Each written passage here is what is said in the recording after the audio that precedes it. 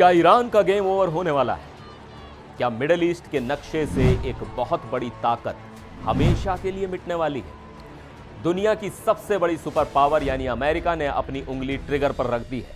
राष्ट्रपति Donald Trump Iran पर अब तक का सबसे भीषण हमला करने के लिए तैयार बैठे हैं, लेकिन तभी एक ट्विस्ट आता है। वो देश जो ईरान का सबसे बड़ा दुश्मन है, वो मुल्क जो हर दिन ईरान को मिटाने की कसमें खाता है, यानी इजराइल, वही इजराइल अब अमेरिका का हाथ पकड़कर कह रहा है, रुको, अभी हमला मत करो।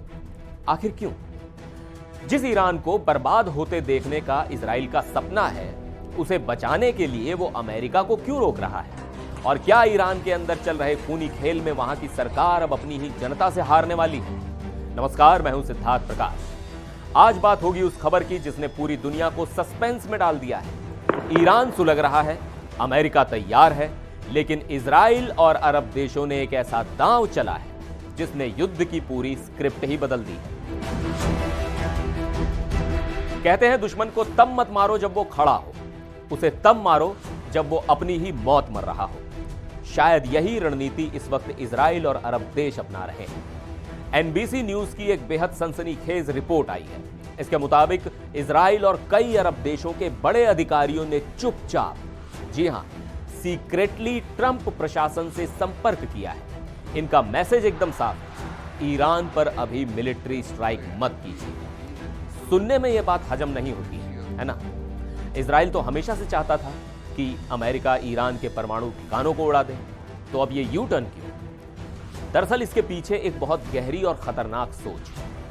इजरायली और अरब इंटेलिजेंस का मानना है कि ईरान अभी बहुत ज्यादा कमजोर नहीं हुआ है। उनका मानना है कि अगर अभी अमेरिका ने हमला किया तो शायद वहां की कट्टरपंथी इस्लामिक सरकार गिरेगी नहीं, बल्कि उसे एक मौका मिल जाएगा अपनी जनता को एकजुट करने का।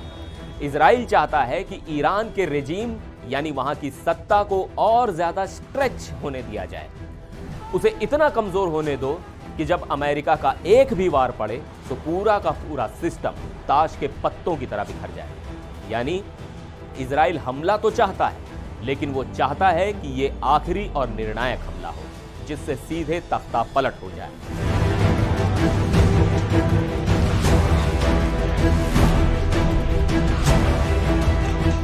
अब आप सोच रहे होंगे कि इजराइल को ऐसा क्यों लगता है कि ईरान कमजोर हो रहा है? तो जरा ईरान की सड़कों का हाल जान लीजिए। वहां इस वक्त जो हो रहा है वो किसी गृह युद्ध या सिविल वॉर से कम नहीं।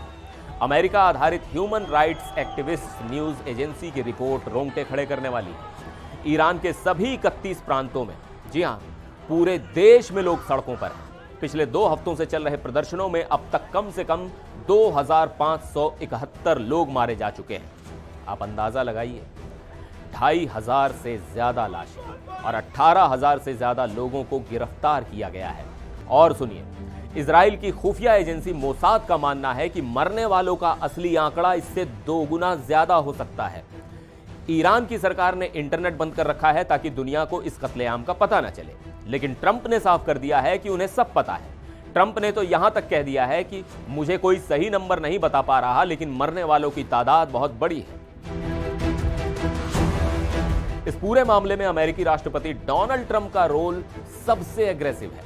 जब पत्रकारों ने उनसे पूछा कि ईरान के साथ इस खेल का एंड गेम क्या है, यानी इसका अंत क्या होगा, तो ट्रंप ने अपने ही अंदाज में जवाब दिया, the end game is to win, I like winning, यानी अंत सिर्फ जीत है और मुझे जीतना पसंद है। ट्रंप ने एक और बहुत बड़ी चेतावनी दी है। ईरान ने धमकी दी है कि वो गिरफ्तार किए गए प्रदर्शनकारियों को फांसी पर लटकाएगा।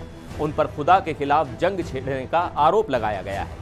इस पर ट्रंप ने सीबीएस न्यूज को दिए गए इंटरव्यू में साफ कह दिया कि अगर उन्होंने लोगों को फांसी देना शुरू किया तो आप कुछ ऐसा देखेंगे जो पहले कभी नहीं देखा। हम बहुत ही स्ट्रांग एक्शन लेंगे। सोचिए, एक तरफ ईरान अपने ही लोगों को मारने पर तुला है। 26 साल के एक लड़के इरफान सुल्तानी को तो सिर्फ 2 दिन के अंदर मौत की सजा सुना दी गई, और दूसरी तरफ अमेरिका अब बस एक गलती का इंतजार कर रहा है।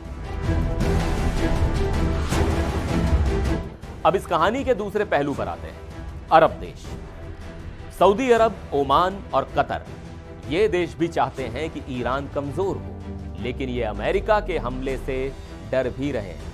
क्यों? क्योंकि ईरान ने इन्हें सीधी धमकी दी है। रॉयटर्स की रिपोर्ट के मुताबिक तेहरान ने सऊदी अरब, यूएई और तुर्की से कह दिया है कि अगर अमेरिका ने हम पर हमला किया तो हम तुम्हारे देशों में मौजूद अमेरिकी बेसिस को उड़ा देंगे।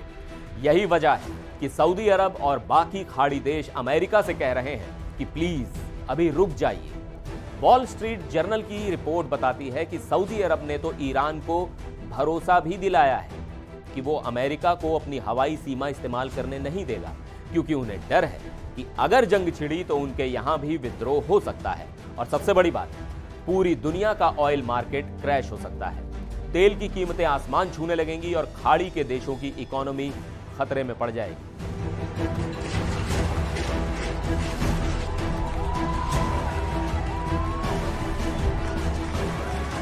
तो अब सवाल यह है कि अगर मिसाइलें नहीं दागनी है तो करना क्या है? इजराइल ने अमेरिका को प्लान बी दिया है।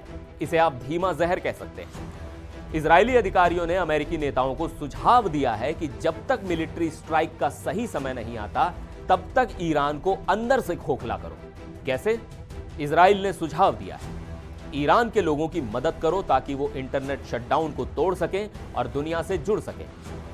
आर्थिक प्रतिबंधों यानी सैंक्शंस को और ज्यादा कड़ा कर दो ताकि सरकार के पास पैसा ही ना बचे। साइबर अटैक्स करो, ईरान के सिस्टम्स को हैक कर लो। और सबसे खतरनाक सुझाव, ईरान के चुनिंदा बड़े नेताओं को टारगेट करके खत्म कर दो, यानी टारगेटेड किलिंग्स।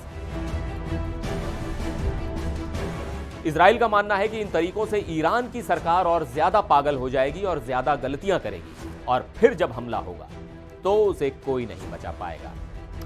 हालात इतने खराब हैं कि अमेरिका, कनाडा और जर्मनी ने अपने नागरिकों से फौरन ईरान छोड़ने को कह दिया है। कहा गया है कि फ्लाइट्स बंद हैं तो क्या हुआ, सड़क के रास्ते तुर्की या आर्मेनिया निकल जाओ, लेकिन वहां से निकलो। तो तस्वीर एकदम साफ है, शतरंज की बिसात बिछ चुकी है। इजराइल और अमेरिका शय और मात के खेल में ईरान को फंसा रहे हैं। ईरान की सरकार अपनी ही जनता के खून से हाथ रंग रही है और बाहर दुनिया की सबसे बड़ी फौजें उसके खात्मे का इंतजार कर रही हैं। क्या ट्रंप इजराइल की बात मानेंगे या अपना स्ट्रॉन्ग एक्शन लेंगे, यह अगले कुछ घंटों या दिनों में साफ हो जाएगा। लेकिन एक बात तय है, मिडल ईस्ट में अब जो होगा वो इतिहास बदल देगा। इस खबर पर आपकी क्या राय है? क्या अमेरिका को अभी हमला करना चाहिए या इंतजार? कमेंट करके जरूर बताइएगा। फिर मिलेंगे एक और वीडियो में। देखते रहिए NDTV इंडिया।